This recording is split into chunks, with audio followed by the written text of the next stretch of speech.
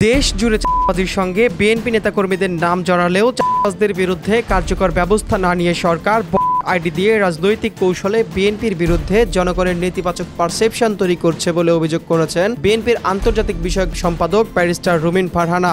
এক ভার্চুয়াল টকশোতে উপস্থিত হয়ে তিনি এসব কথা বলেন।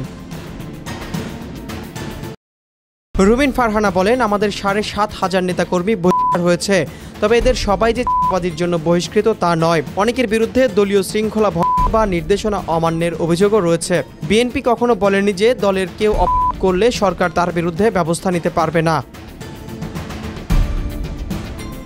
রুমিন ফারহানা অভিযোগ করে বলেন, দেশের যে কোনো অপরাধ নিয়ন্ত্রণের দায়িত্ব সরকারের, অথচ তারা চাঁদাবাজদের বিরুদ্ধে ব্যবস্থা না নিয়ে বিএনপির বিরুদ্ধে জনগণের নেতিবাচক ধারণা তৈরি করছে। এটা সরকারের রাজনৈতিক কৌশল, যাতে জনগণ মনে করে বিএনপি চাঁদাবাজিতে লিপ্ত।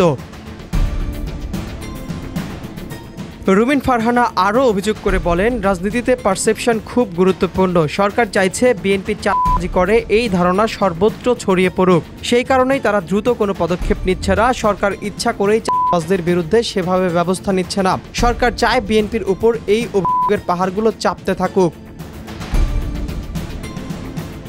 সরকার সোশ্যাল মিডিয়ায় বাহিনীর মাধ্যমে বিএনপির বিরুদ্ধে প্রচারণা চালাচ্ছে মন্তব্য করে তিনি বলেন, শত শত আইডি দিয়ে বিএনপির নেতাদের চরিত্র হত্যা করা হচ্ছে। আমরা কখনো সেই প্রযুক্তি নির্ভর প্রচারণায় দক্ষ নই। এটা হয়তো আমাদের ব্যর্থতা। বিএনপির ভবিষ্যৎ নীতির প্রসঙ্গে রুমিন ফারহানা বলেন, ক্ষমতায় গেলে দল জিরো টলারেন্স নীতি অনুসরণ করবে।